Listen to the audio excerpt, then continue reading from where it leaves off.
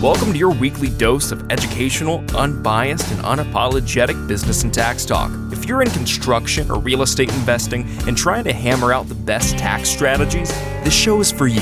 It's time for Nailed It, the Construction and Real Estate Finances podcast.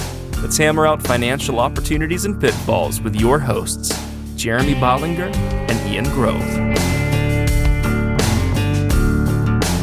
All right, welcome back. First episode, Jeremy Bollinger, Ian Grove. Today, we're going to talk about a general topic. It's how to pick your advisor.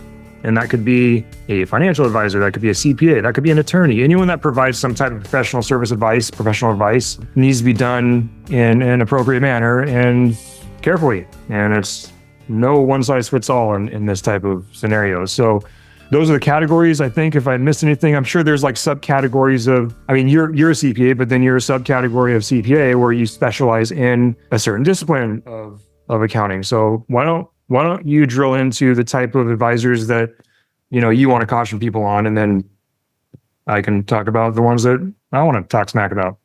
Yeah. I think I'll slander my profession first, the CPAs. I'm sure this is with every profession out there. You will get people that will claim to know more than what they know. So this goes back to the intro episode. Try and do some due diligence on your behalf and come ready to ask some questions of a CPA. So if I'm interviewing a CPA and I'm a real estate person or a construction person, I might come with the following questions. So for real estate, I'm going to ask them, what do you know about the short-term rental loophole? What do you know about real estate professional status? What does material participation mean to you? What about passive activity losses? Those are just some that I've seen returns just be blown up and clients lose under audit, because those are very, very basic tenets that you should understand if you're going to claim to be a CPA specializing in real estate. My background, I try and base my positions, whether it's something I'm doing personally in real estate or construction or guidance to clients, on Internal Revenue Code, IRC, Treasury regulations, or tax court cases, because tax court cases are kind of like the finger on the pulse. It's what's happening now. So if I read a tax court case and taxpayer lost his real estate professional status because he claimed it took him 52 hours to change out a toilet, then I'm going to tell clients, look, you have to be realistic with your time. Education normally doesn't qualify. Now, some of these things I will disagree with when I'm reading a tax court case, and my thought process goes, well, they probably just had a moronic attorney. Because as we start utilizing IT and AI, it's not AI technically, but as you start using all these programs, you're going to be able to leverage your time so that it does it all. And you can just rely on the material participation test that your hours represent substantially all of the hours to get something done. So I'm just saying that just because it's in black and white in the tax court case doesn't mean that if we apply it to your facts and circumstances, you'll have the same outcome. Now it's legal precedent, right? So you may have that uphill battle. And then two, do you want to be the person that potentially fights the IRS all the way up through the various different tax court levels? That's for real estate. Construction, just asking them, what does WIP mean to you? What does completed contracts, unallocated indirect costs, overallocated indirect costs, overbillings, underbillings? All of those should be triggers that should indicate something to them. Ian, you and I have talked about multiple times on how to decipher a financial statement for a construction client. And I'll look at the balance sheet. Okay, I'm trying to compare underbillings to overbillings. And we'll talk about that on a future one. One is an asset, one's a liability. And those terms in and of itself should mean something to you. Like assets, cash for me, cash, investments, cars, house. And then liabilities, credit cards, student loans, if I had mortgages, any other loans, those are liabilities. And normally, when I put it that way, people understand assets are usually good, liabilities are normally bad, right? That's what we've been told. And then for construction, does that follow through? Are overbillings good? Are underbillings bad? Or vice versa? So that's kind of direct and specific to construction and real estate, but just in general, if you're working with a CPA and the first thing that comes out of his mouth is I can get your tax liability to zero, run the opposite direction. I think both you and I have seen enough instances where when that was the promise, the result was, again, I'm throwing out this term. I know it has a legal, what's the word I'm looking for? Legal definition. But in my opinion, it was tax fraud. Like we're not a difference of opinion between professionals. And I throw out that term loosely with this person. But if that is the goal, they're probably not doing it correctly. And then on the flip side, even if they are implementing strategies that can lower your taxes, I'm not going to try. My goal, even personally with my personal taxes, I'm not trying to get to zero, because as you have tax deductions, whether you're doing legal, ordinary, necessary business expenses, so this means that it was required for my business, or you're doing some accelerated depreciation tactics by doing bonus depreciation, specifically with a cost segregation study, and you're able to take those depreciation deductions, blah, blah, blah. I'm not going to try and whittle it down, because that depreciation saves me on my tax liability by whatever my tax bracket is. So let's say I do a cost segregation study that shoots off $1 million of bonus depreciation. If I'm in the 50% tax bracket between federal and state, that's going to lower my tax liability by $500,000. Now that's simple, right? Obviously, it's going to shoot me down between the tax brackets as I'm doing it.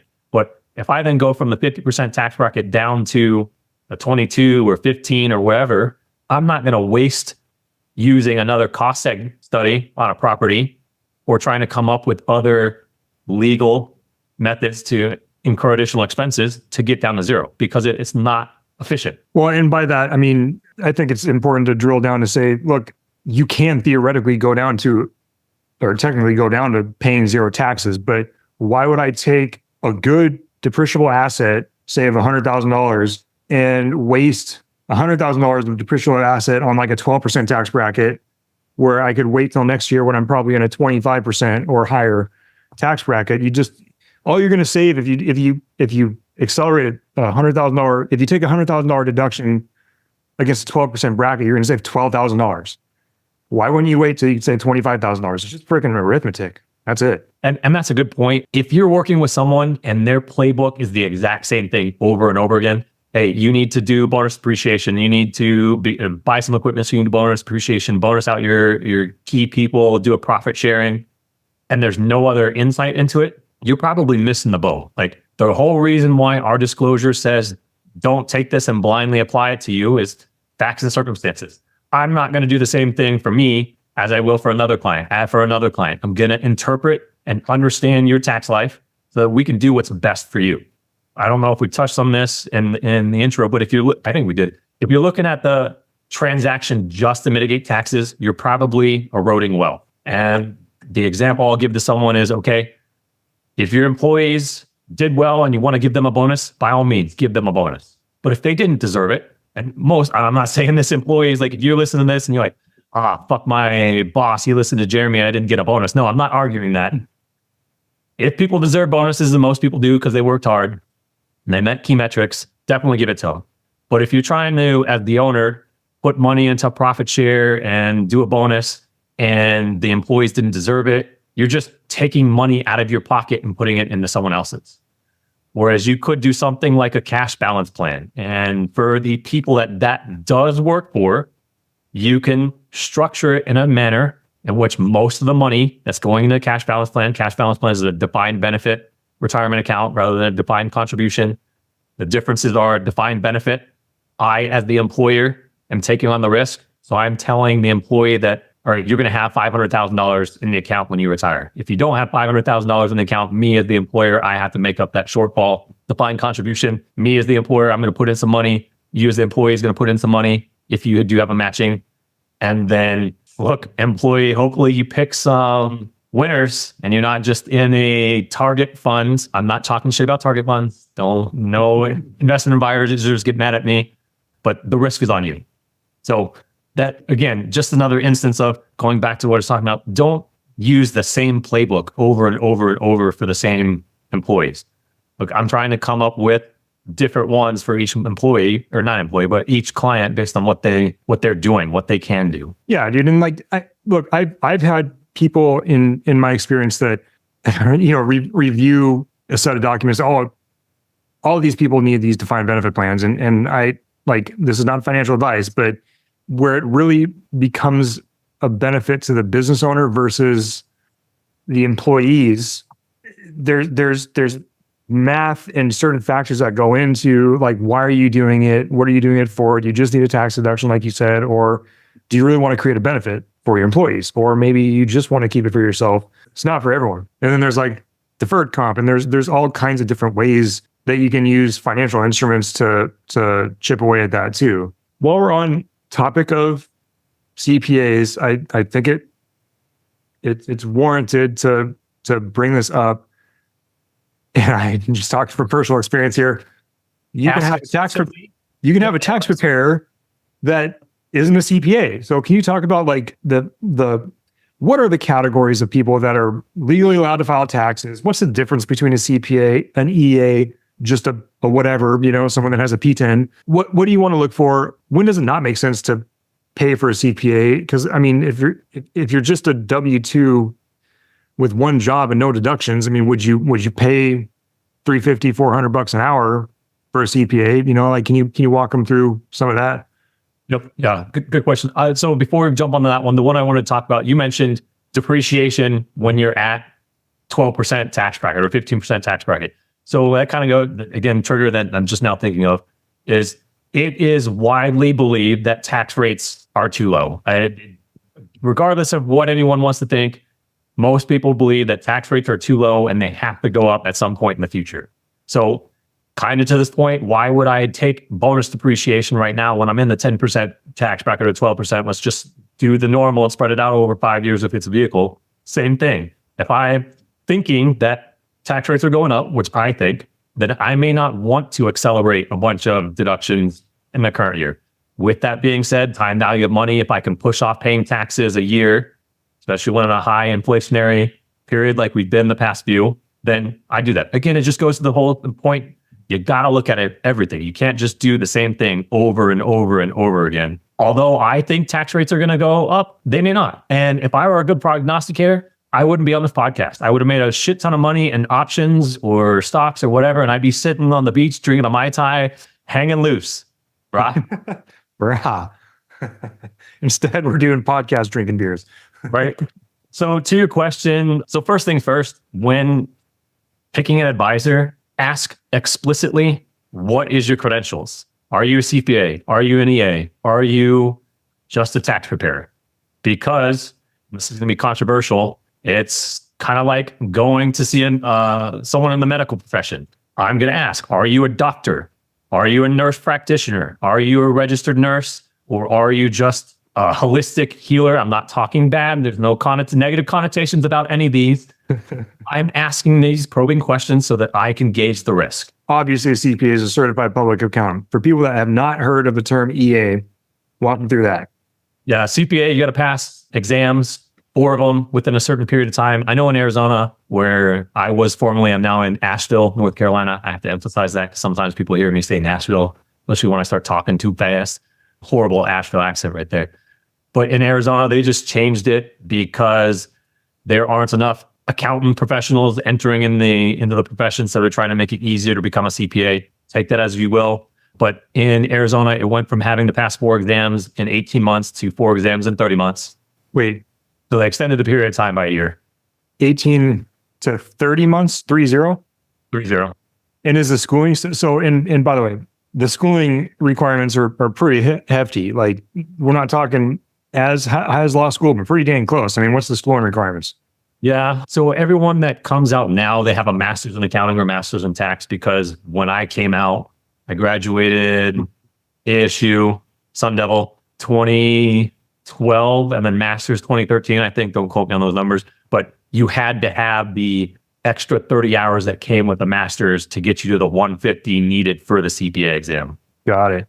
So, all right. And then look, like, there's a difference between an EA is an enrolled agent, right? And then a tax preparer is a tax preparer. And kind of in my opinion, in my experience, the enrolled agent and someone that took a course to file taxes, they're pretty similar. Maybe the enrolled agent has a little more experience because they're required to pass tests. But what's the difference between an accountant, which is a CPA, accountant, you went to accounting school, versus someone that passed the EA exams and can file taxes, or someone that just files taxes and has no accounting background? Yeah.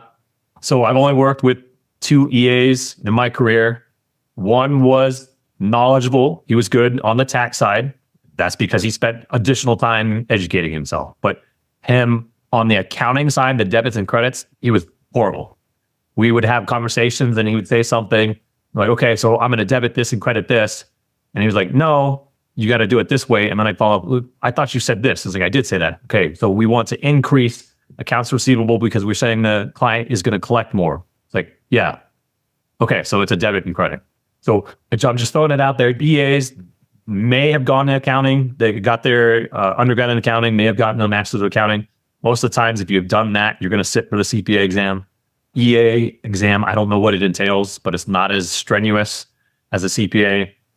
The only other EA that I worked with, I wasn't impressed. He would not dig into anything, and his default, what is it, modus operandi, whatever that term is. Something like that. Yeah. It would be, all right, I'm just going to plug a number, prior year adjustment. And so why is that scary? So when I or any other knowledgeable accountant looks at your stuff, we're going to do what's called rolling retained earnings. That just means the end of one year becomes the beginning of the next year so that I ensure your taxable income is correct. Now, in layman's terms, the other way I describe it is if I look at my bank statement right now and on January 31st, it says I had $10,000 in the bank. When I look at the February statement, it better say 10,000 as the beginning balance. If it says 12,000, I'm like, oh, yay, I got an extra $2,000. But I'm thinking, is that money actually mine or did the bank screw something up? So I got to investigate it. And then the scary thing, I would be pissed. I think I had 10,000 and now I don't have 4,000 at the beginning balance. What happened to that other 6,000? And right. That is essentially what rolling retained earnings is I'm taking the accumulation of all the years that have happened, and that's what retained earnings is. It's all the income summarized in one number. At one presentation I gave for a construction group, one guy asked me, but I don't have a bank account with $1.5 million in it. It's like, no. Okay, so retained earnings is this. Think of it quick and dirty, it's your net worth. So when you put together a personal balance sheet, I list out all my assets, cars, cash, motorcycle, gun, safe, whatever. And I list out all my liabilities, credit cards, home debt. And then the difference between those two numbers, hopefully is a positive because I'm putting the assets as a positive number. I'm doing the negative for the liabilities. And hopefully I have a positive number down there. And that's my net worth. That's essentially what equity is for business. Yep. And theoretically, if I were to convert all of my assets to cash and all of my liabilities to cash and pay them all off, then I would have that number. But again, in business, you never have that because you have inefficiencies winding down a business. Where as soon as someone figures out that you're going out of business or trying to wind it down, they're not going to pay you. Like, fuck you, man, I'm not paying you.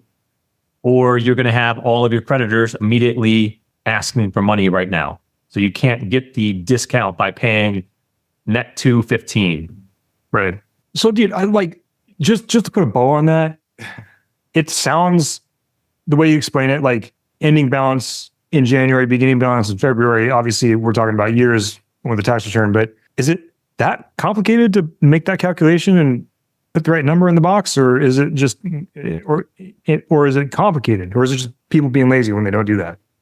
So, again, teaching staff and interns, I tell them that there's 4 ways that retained earnings isn't going to roll. And I know we're so big movie buff. Ian, I know you're a big movie buff. One of the movies I like a lot is Monty Python and Holy Grail. And if anyone's seen that movie, they're going down a track, and then every now and then you have like these weird cut scenes. And towards the end of it, they just start going, get on with it. So that's kind of what we are right now. So if you originally asked about CPA, EA, P10, or not P, tax preparer, so we'll come to that and why it beats in. But kind of going off on this tangent, retained earnings. Yes, screwing up retained earnings happens more often than you think. And there's 4 reasons why it usually happens. So the first, and I just go through these 4 because it's easy. And I know we're kind of getting in the weeds for you non-accountants out there, but it will help you kind of question your CPA or your EA if you have one. Hopefully it's a CPA, or just even your CFO, your bookkeeper, your accountant, whatever they call themselves. If retained earnings doesn't roll, it's potentially the first one that I tell clients, the staff to look for. They didn't close distributions or contributions from the previous year to the retained earnings account. I should close the distributions I took out in 2023 to retained earnings. And now that tells me what my capital account is. The next easy one to look at is the client posted something directly to the retained earnings account. You think that this doesn't happen? I've seen it a handful of times. And it normally happens when the client is posting, they didn't set up a distribution account, so they posted the distributions directly to there, or they're doing something weird. Like there's always a caveat, they didn't know what they were doing. They didn't know where to put something. Yeah. Yeah. And two, she VP of Finance was her title, but she was trying to close out a period, and she was posting the net income for that period to retained earnings rather than doing that in Excel, like exporting it and doing it that way. So and I forgot the quick way to check. So for the first one, you didn't close contributions, distributions, is if you look at your balance sheet and your distribution number is 400,000 and you normally take around 200,000 each year. So there's your tell. And then you also look, okay, I'm rolling retained earnings. The prior year tax return said that my retained earnings should have a balance of 1.5 million. I'm at 1.7. The prior year tax return said I took distributions of 200. Well, okay, there's my difference. It's off by 200. So that's the easy way to tell. Easy way to tell for rolling retained earnings. When it's the second problem, they posted directly to, just ask the client for the GL detail. And then I'll finish this up. I'm kind of going way too in the weeds. Number three, and this one's a little bit harder. The client did post prior year adjusting journal entries. And this one, you just take the prior year adjusting journal entries, and I teach the staff, all right, what is the net effect on income? So look at all the accounts. If it hit the balance sheet, then ignore that one and go to the one that's hitting an income statement account and just, all right, here I debited an expense that increased expense, so that would have lowered net income. That's how I think of it. Usually the quickest way to check on that one is look at fixed assets and an accumulated depreciation. Most clients, they don't dispose of a bunch of fixed assets. So if my accumulated depreciation last year was 1.7 and I come to this year and the beginning balance is 1.6, okay, what was my depreciation expense last year? Oh, it was about a 150. And then I look in there, the client also posted the net activity. That's the quick and dirty way I tell our staff to look at it. Got it. And then the last one is, this one's unique to QuickBooks. QuickBooks doesn't really allow you to close a period. So if I void an old check, it's not going to put that in the current year as other income. It voids it going back 3, 4, or 5 years. So Got it. clients, or staff, just look, are you in QuickBooks Online? Okay.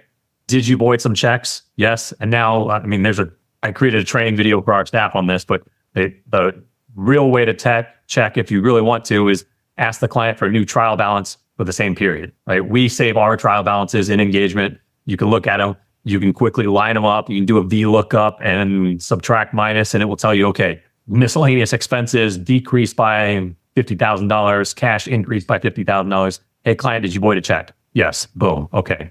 And we fix it. All right, D. So for me, the takeaway on this, and it kind of goes back to the overarching topic of this particular episode, is how to pick a CPA, EA, or tax preparer. Like, when does it make a difference? And to me, the rolling retained earnings apparently is not such an easy thing to try to figure out if you don't know what you're looking for, and you should probably have some type of accounting background or training on how to do that. So if you own a business and you're filing a corporate return, and that could be a partnership, an S Corp, a C Corp, whatever, it's probably best that you have an advisor or a tax preparer that's a CPA or someone with a heavy accounting background that knows how to pick through that stuff. And that would, if I own a business, that's probably the first words out of my mouth. You know how to roll retained earnings. If they're like, oh, well, we just kind of, we true it up at the end of each year, like, that's probably not a very good answer. You want someone that'll help you figure it out. So can an EA do it? Sounds like they can, but you got to make sure that they can.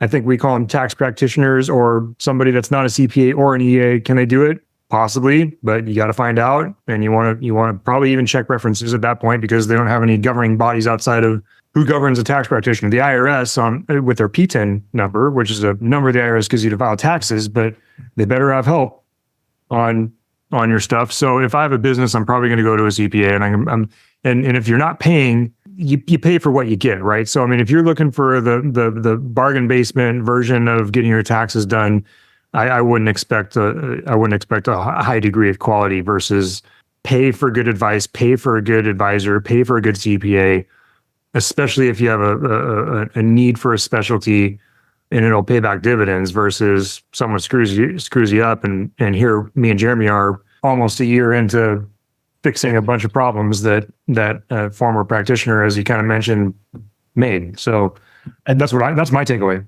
Yep. And I would just say it one other way to answer your question. Like, if I'm a W-2 person, all I have is a W-2, I have some brokerage accounts and a mortgage, maybe some charitable deductions.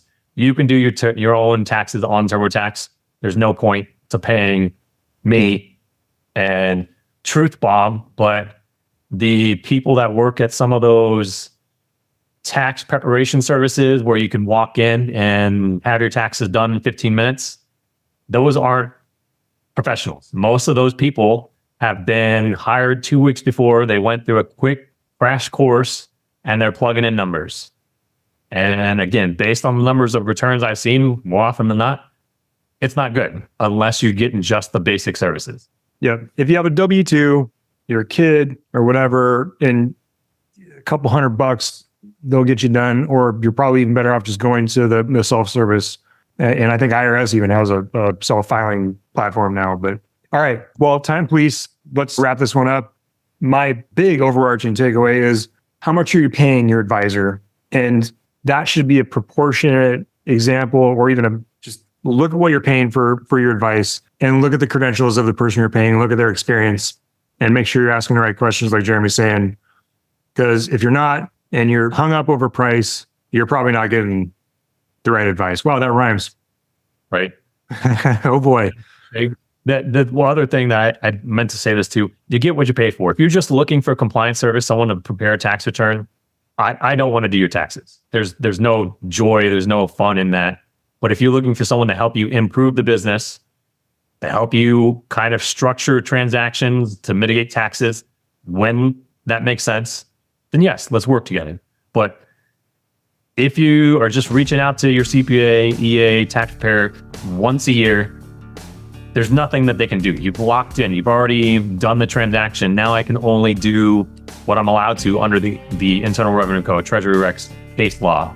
I can't structure the transaction before it happens to do a 1031 exchange, UPREIT, deletory statutory trust, lazy man cost seg, lazy man 1031 exchange, all the different terms that we'll talk about. But yeah, you're a historian at that point. It's already been done.